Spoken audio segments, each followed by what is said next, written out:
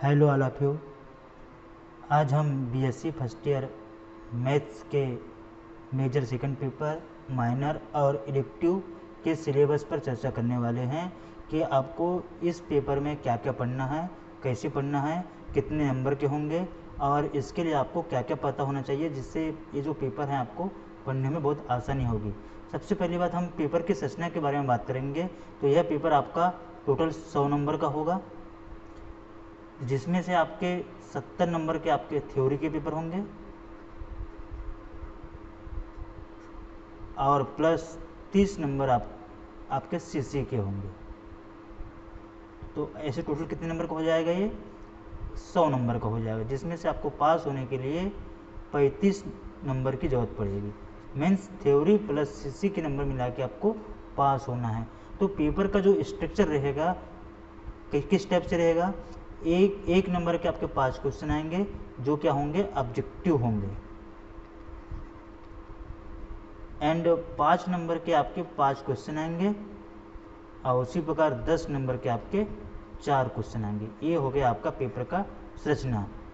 तो आइए जानते हैं आपके सिलेबस में क्या क्या है। सबसे पहले हम आपको बता दें कि यह पेपर पढ़ने के लिए आपको सबसे पहले अवकलन के फार्मूले, अवकलन के सूत्र, दूसरा नंबर समाकलन के सूत्र,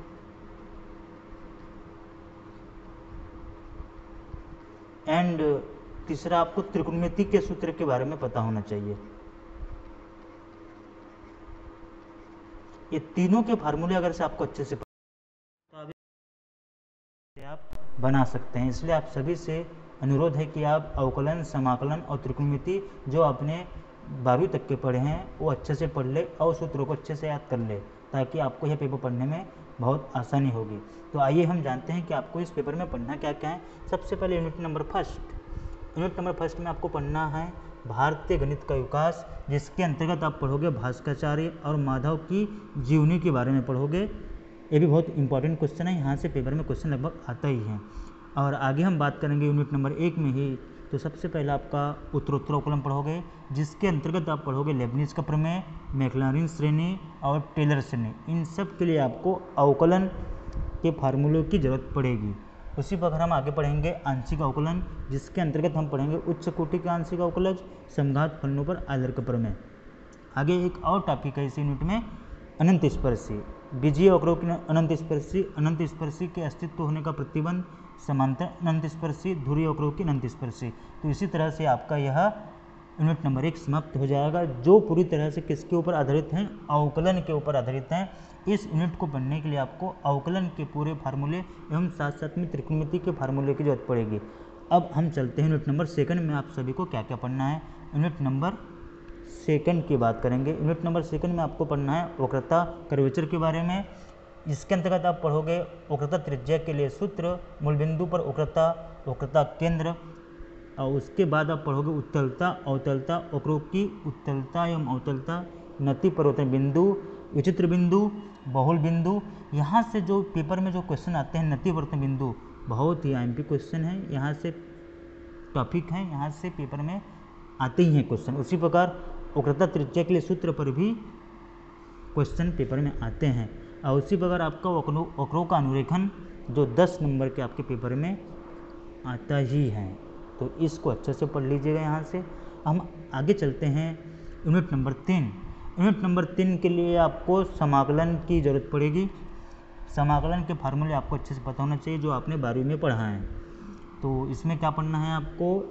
अबीजीय फलनों का समाकलन, द्विक एवं त्रिक समाकल, डबल एवं ट्रिपल इंटीग्रल के बारे में पढ़ना है, सामान्य सूत्र रिडक्शन फार्मूला पढ़ना है, क्षेत्रकलन, जिसके अंतर्गत आप पढ़ोगे कार्तीय निर्देशांकों के लिए, ध्रुवीय निर्देशांकों के लिए, इसमें आपको पढ़ना है।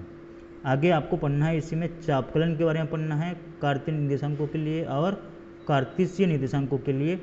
हम आगे बात करते हैं यूनिट नंबर 4 की। यूनिट नंबर 4 में आपको क्या क्या पढ़ना है? यूनिट नंबर 4 के लिए आपको समाकलन, अवकलन दोनों के सूत्रों की जरूरत पड़ेगी। जो आपने 11वीं 12वीं में पढ़ा है उसी के थोड़ा सा आगे इसमें पढ़ना है।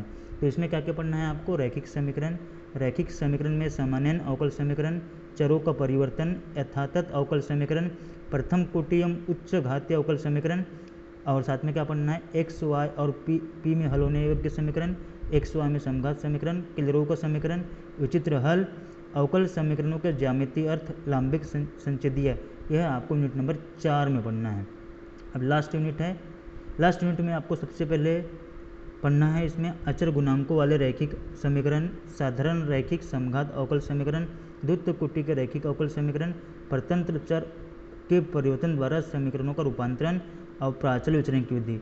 जो मोस्ट टाइम पे क्वेश्चन है, यहाँ से 10 नंबर में आपके पेपर में आता ही है। बाकी आपको यहाँ पर PI और प्लस CF के बारे में पता होना चाहिए, जिस पर क्वेश्चन आपके 5 नंबर में आते हैं। उसी पर अगर हम बात करेंगे क्रम वाइज यूनिट से जो IMP टॉपिक है, तो यूनिट नंबर 1 में आपका जो मेन टॉपिक है आपका यहाँ पर लेबनीज का प्रमेय। लेबनीज का प्रमेय मोस्ट टाइम पे क्वेश्चन है। टेलर और मैक्लॉरिन से क्वेश्चन आते हैं, समघात फलनों पर क्वेश्चन आते हैं, और कभी कभी अनंत स्पर्शी पर भी क्वेश्चन आ जाते हैं। यूनिट नंबर 2 में हमने बता दिए थे वक्रता त्रिज्या के लिए सूत्र, नैति प्रवृत्ति बिंदु और वक्रों का अनुरेखण। यूनिट नंबर 3 के आपके मोस्ट टाइम पे क्वेश्चन हैं यूनिट नंबर 2 के। और उसी प्रकार हम बात करेंगे यूनिट नंबर 3 की, तो सामान्य सूत्र पर क्वेश्चन आते हैं, क्षेत्रकलन और चापकलन पर भी क्वेश्चन आते हैं, और साथ में द्विक एवं त्रिक समाकल पर भी क्वेश्चन आते हैं। यूनिट नंबर 4 की बात करेंगे तो यहाँ से आपका यथातथ अवकल समीकरण, बर्नौली का समीकरण एवं साथ में एक्स और वाई में हल होने वाले पर भी क्वेश्चन आते हैं। यहाँ से आप लांबिक संच्छेदीय भी अच्छे से पढ़ लीजिएगा। उसी प्रकार यूनिट नंबर 5 की बात करेंगे तो PI और CF अच्छे से पढ़ लीजिएगा, साथ में प्राचल विचरण की विधि जो आपके पेपर में आते हैं। अगर से आप इस पेपर को पढ़ने के लिए बुक्स खरीदना चाहते हैं तो मैं रिकमेंड करूँगा डॉक्टर HK पाठक, और साथ में एक और बुक्स आती है यूनिफाइड की। आप इन बुक्स को लेके आप इस पेपर को अच्छे से पढ़ सकते हैं। धन्यवाद आप सभी का बहुत बहुत। इसी तरह के वीडियो और चाहिए तो आप इस चैनल को सब्सक्राइब, शेयर एवं कमेंट जरूर कीजिएगा। धन्यवाद आप सभी का बहुत बहुत। ओके।